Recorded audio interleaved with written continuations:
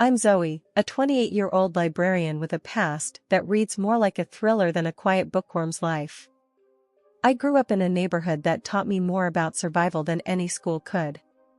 I became a state champion in lightweight boxing and martial arts, not just for trophies, but to stand my ground. They called me Riptide back then, 'cause I was calm until I wasn't, and then I swept everything away. I remember the day I met Alex. It started like any other, with me shelving books and daydreaming between the quiet aisles of the library. But as I left work that day, some wannabe tough guys decided I was an easy target. That's when Alex stepped in, all chivalry and bravado. "Hey, leave her alone," he shouted, stepping between me and them. I rolled my eyes, knowing well I could handle it, but I appreciated the gesture. The thugs laughed. "What are you gonna do about it?" one sneered. Before I knew it, fists were flying. Alex took a hit, and that's when I stepped in. My training kicked in, and within minutes, the thugs were running away, nursing more than their pride. Alex was on the ground, nursing a busted lip. "Wow, that was amazing," he exclaimed, blood and awe mixing in his voice. "I'm Alex, by the way." "Zoe," I replied, offering him a hand up. From that day, we were inseparable. His parents welcomed me with open arms, his mother always saying, "You're the daughter I never had." His father would chuckle, "Well, she's certainly the protector we never knew we needed." But not everyone was a fan. Mark, Alex's younger brother, was different. The first time I met him, he sneered at my job. "A librarian, huh?" he scoffed. "What do you do, read all day?" I shrugged. "And keep the world of knowledge safe for the likes of you." He laughed, a harsh sound. "I prefer my women with a bit more edge." I raised an eyebrow. "Trust me, I've got more edge than you can handle." We left it at that, an uneasy truce between us. But I could tell, this was just the beginning of our story, one that would challenge me in ways I never expected. I went home that night, the house quiet except for the sound of Alex cooking in the kitchen. The smell of spaghetti wafted through the air, a simple pleasure after a long day. "You wouldn't believe the day I had," I started, but he turned, a smile wiping away any fatigue. "Let me guess, another round with the encyclopedia set?" "Something like that," I laughed. We settled into our routine, a peaceful life punctuated by the echoes of my past. I didn't know then how much my old life would come crashing back into my new one, but for now, I was content. I had found a new beginning, a chance at a life I never thought I'd have. First Alex's father passed away, then his mother fell asleep and did not wake up. After the dust had settled with Alex's parents passing, we found ourselves navigating a new normal. They had left us a small, cozy house in a decent part of town, while Mark ended up with an apartment across the city. It seemed like things might calm down, but that was wishful thinking. I remember the day Mark showed up unannounced with his new wife, Lisa. She was a whirlwind of attitude and ink, her tattoos trailing down her arms like battle scars. I was in the middle of sorting through some old boxes when they barged in. "Hey, look what the cat dragged in," Mark announced with a smirk. Lisa stood behind him, chewing gum loudly, her eyes scanning the house like she owned the place. "Nice digs you got here," Lisa said, her voice dripping with a mix of admiration and disdain. I stood up, wiping my hands on my jeans. "Thanks, we like it. And you are?" She laughed, a harsh, barking sound. "I'm Lisa, Mark's better half. And by better, I mean way better." I couldn't help but chuckle. "Well, Lisa, welcome to our home.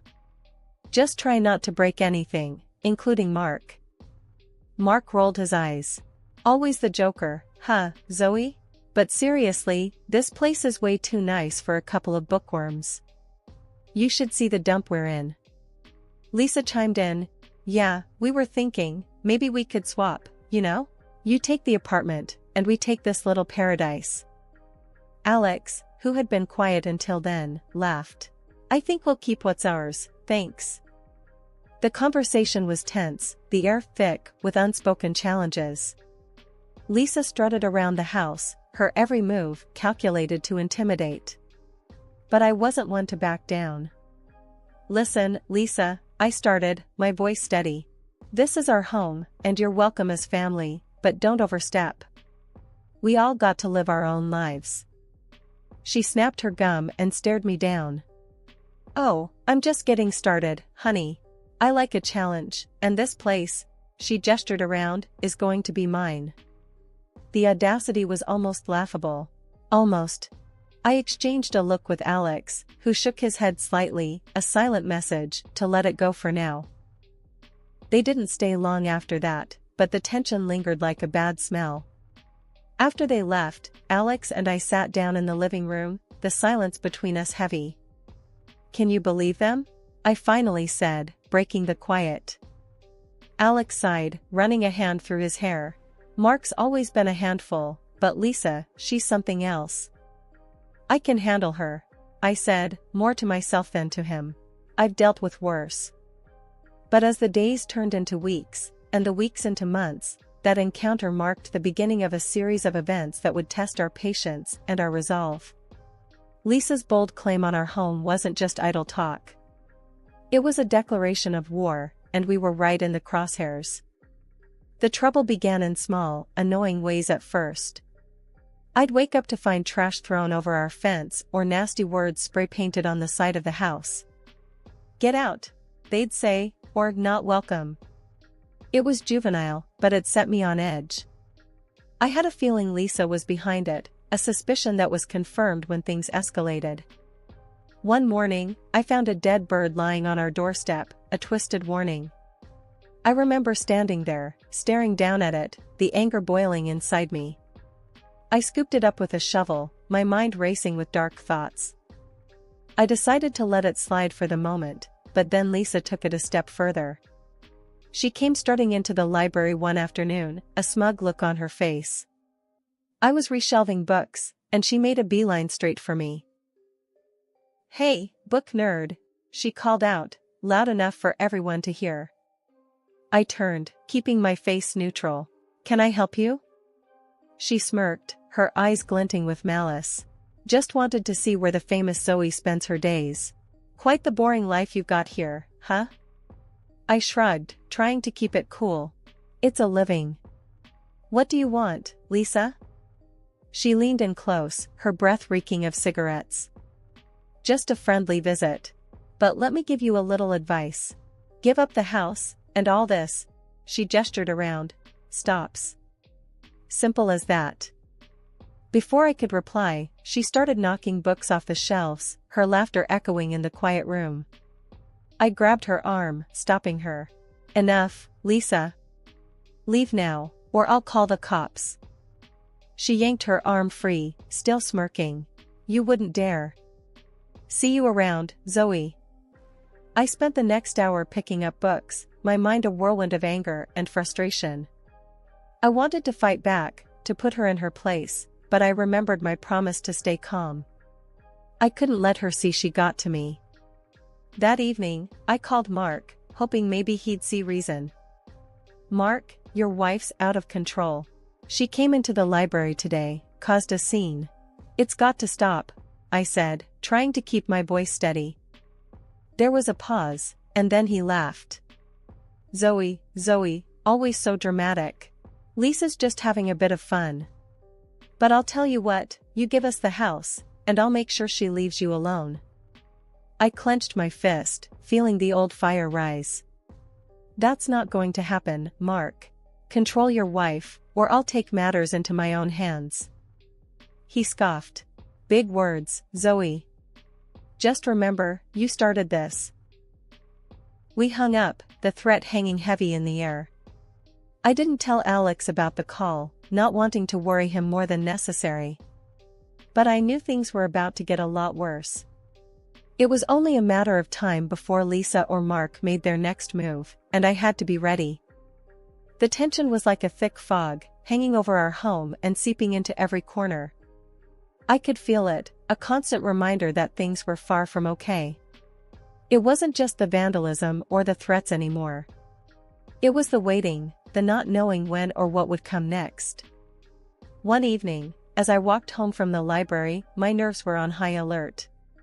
The streets were unusually quiet, the silence amplifying my anxiety. That's when I saw him, Mark, staggering down the sidewalk towards me, a bottle in one hand and a look of drunken fury on his face. "Hey, Zoe," he slurred, his words soaked in alcohol. "Thought you could ignore me, huh?" I stopped, my heart pounding. "Mark, go home. You're drunk." He sneered, taking a step closer. "This is my family's home you're living in. You don't belong here." Before I could react, he swung at me, his fist cutting through the air. Instinct took over. I dodged his blow and grabbed his arm, twisting it behind him. He yelped in pain, his knees buckling.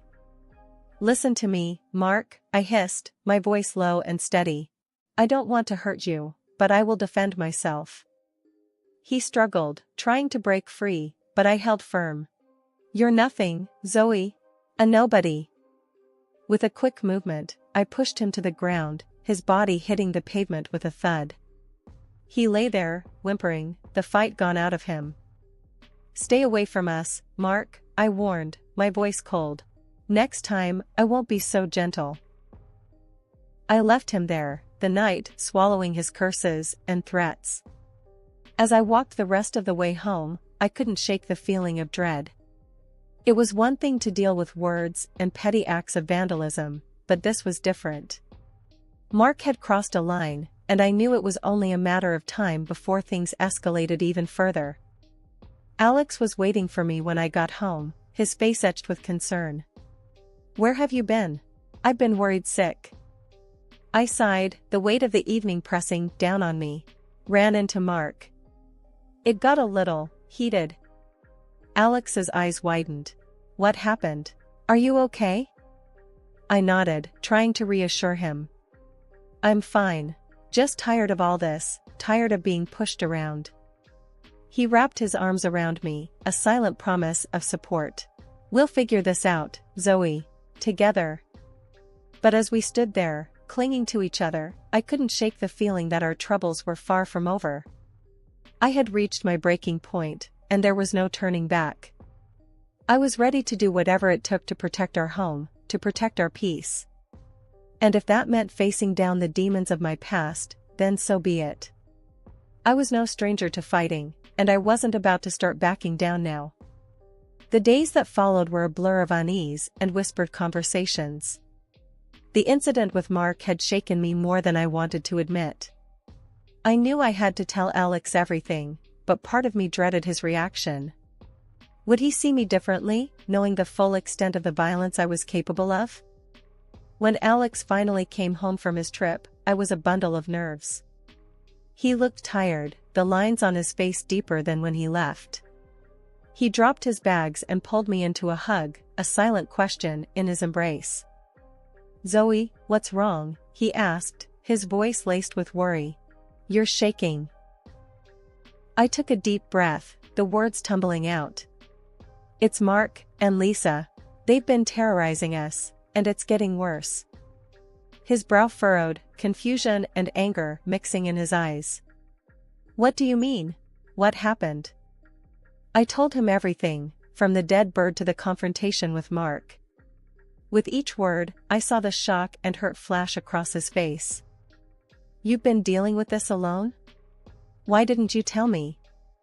Alex's voice cracked, a mix of anger and concern. "I didn't want to worry you, and I thought I could handle it," I admitted, my voice barely above a whisper. He sighed, running a hand through his hair. "Zoe, we're in this together. You don't have to carry this burden alone." I nodded, the guilt and relief swirling inside me. "I know. I'm sorry. I didn't want you to see this side of me. The side that fights, that hurts people." Alex took my hand, his grip firm. "I married you for all of you, Zoe. Your strength, your courage, it's part of who you are. And I love you for it." We talked late into the night, making plans and discussing our options. But underneath the strategy and determination, there was an unspoken fear. What if it wasn't enough? What if Lisa and Mark didn't back down? The next morning, I woke up to the sound of Alex on the phone, his voice low and urgent. I walked into the kitchen, catching snippets of his conversation. "Can't go on like this. We need to take action," he was saying. "I'll call the lawyer, see what our options are." He hung up and turned to me, a determined look on his face. "We're going to fight this, Zoe. Legally, and if necessary, we'll take other precautions. But we're not letting them win." I nodded, the fighter in me rising to the surface. "I'm with you, Alex. Whatever it takes." But even as we banded together, ready to defend our home, I couldn't shake the feeling of dread. Confessing to Alex had lifted a weight off my shoulders, but it also made the threat more real. This was no longer a distant danger, it was at our doorstep, and we were about to face it head-on. The battle lines were drawn, and there was no turning back. The quiet life we had built was about to be tested, and I only hoped that our love and resolve would be enough to see us through. One brisk morning, as Alex and I were enjoying a rare moment of quiet, a loud knock shattered the peace. We exchanged a wary glance before I opened the door. There stood Mark and Lisa, flanked by a group of guys with a rough, gangster edge. Lisa's smug grin told me everything I needed to know. This was her latest attempt to intimidate us, to scare us into giving up our home. "Look what we brought you," Lisa taunted, gesturing to the menacing crowd behind her. I felt Alex stiffen beside me, but I kept my cool. "This isn't going to work, Lisa. You can't bully us out of our own home." That's when the unexpected happened. The apparent leader of the group, a broad-shouldered guy with a commanding presence, stepped forward and burst out laughing. It wasn't the reaction any of us were expecting, least of all me. "Zoe? Is that really you?" he exclaimed, his laughter subsiding into a wide grin. I squinted, taking in his features, a flicker of recognition igniting in my mind. Danny Coleman?" The rest of the group looked on in confusion as Danny nodded, still grinning. "In the flesh. Can't believe it's you, Riptide." The old nickname sent a shockwave through the crowd. I saw the change in their eyes, the way their posture shifted from hostile to respectful. Lisa and Mark were visibly taken aback, the confidence draining from their faces. Danny turned to the group, his voice loud and clear. "Folks, you might not know this, but Zoe here is a legend. We grew up in the same neighborhood, saw her fights. Trust me when I say, she's not someone you want to mess with." The murmurs of acknowledgement and nods of respect were almost surreal. Here I was, facing a potentially dangerous situation, and suddenly I had an advocate in the most unexpected form, a former classmate turned gang leader. Danny addressed Lisa and Mark directly, his tone serious. "You two got it all wrong. Trying to bully Zoe out of her house? That's not going to fly, not with me here." Lisa's voice was barely a whisper, her bravado gone. "But, this is supposed to be our house. We deserve it." Danny shook his head, the finality in his motion clear. "You don't deserve anything by terrorizing people, especially not someone like Zoe." He turned back to me, his expression softening. "Look, I know we've had our differences in the past, but no one messes with you. Not on my watch." As they left, with Lisa and Mark trailing behind, a defeated duo, the neighborhood's silence returned. But it was a different kind of quiet now, one filled with newfound respect and an unexpected sense of security. I closed the door, leaning back against it, the adrenaline slowly ebbing away. Alex wrapped his arms around me, a mix of shock and relief on his face. "I can't believe that just happened." I smiled, the tension finally releasing. "Neither can I. But I'm not complaining." We had faced down a threat with the most unlikely of outcomes. As I looked out the window at the retreating figures, I realized that sometimes, the past doesn't just haunt you, it comes back to lend a helping hand. And with that thought, I knew we were going to be okay. We had stood our ground, and we had won. After the standoff with Danny and his crew, things took a swift turn. The air around our little home was charged with a sense of change, a palpable shift in the winds that had been threatening our peace for so long. The first sign of this change came unexpectedly, just a few days later. I was out in the garden, tending to the roses that had started to bloom again, when I saw Lisa, her usual brashness replaced with a hunched, defeated posture. She was alone, without Mark or any of her so-called friends. She barely glanced my way as she made her way to her car, piled with boxes and bags. It was clear, she was leaving. The news spread quickly. Danny, the unexpected ally from my past, had made good on his word. He kicked Lisa out of the gang, severing her last ties to the community she'd tried to dominate. Without the backing of her tough friends, Lisa no longer felt safe or powerful in the city.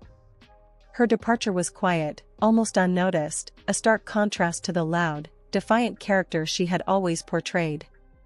Mark was next. He came by a few days after Lisa's departure, his car filled with the last of his belongings. He stopped by our house, a hesitant figure at the end of our driveway. I went out to meet him, curious about what he had to say. "Zoe," he started, avoiding my eyes. "I'm leaving too. Sold the apartment. It's time for a fresh start, somewhere far from here." His voice was soft, lacking the harsh, mocking tone I'd grown used to. I could see the toll the recent events had taken on him, the realization of his mistakes finally dawning on him. "Mark," I said, my tone neutral, "I hope you find what you're looking for. And I hope you learn from all this." He nodded, a small acknowledgement of the chaos he'd helped create. "I'm sorry, Zoe, for all the trouble. I was wrong." With that, he got into his car and drove away, leaving behind the neighborhood, the conflicts, and a trail of regrets. The street that had once felt like a battleground was quiet again, the tumultuous chapter of our lives coming to a close. Inside, Alex and I watched from the window, a sense of surreal relief washing over us. "They're gone," I said, almost in disbelief. "Just like that." Alex wrapped his arm around my shoulder, pulling me close. "It's over," he whispered. "We can start to move on now." As we looked out at the quiet street, the setting sun casting long shadows over the houses, I felt a deep sense of gratitude for the unexpected turn of fate that had led us here. The day Lisa and Mark left, the neighborhood seemed to breathe a collective sigh of relief. It was as if the air itself was lighter, fresher, and filled with new possibilities. Alex and I found ourselves in a surreal kind of calm, the kind you only notice once the constant noise has gone. One evening, as we sat on our front porch, the last rays of the sun dipping below the horizon, I broke the comfortable silence between us. "Can you believe it's over?" I asked, my voice a mixture of wonder and relief. Alex looked over, a gentle smile playing on his lips. "Honestly, no. It feels like we've woken up from a bad dream." I chuckled, the sound more heartfelt than it had been in months. "A really bad dream. But, hey, we're awake now." With each passing day, the dark chapter of Lisa and Mark faded more into the background. Our home felt like a sanctuary again, a place filled with love and laughter, rather than tension and fear. I returned to my routine, finding solace in the simple tasks of gardening and reading, the library a haven of quiet stability. The simple pleasures of neighborhood life, once overshadowed by fear and conflict, now shone brightly. Evening walks, chats over the fence, the shared experiences of community life, they all took on a new significance. The path had been long and fraught with challenges, but we had emerged stronger, our bonds with each other and with our community deepened. The peace that now filled our home was not just the absence of conflict, but the presence of understanding, resilience, and love.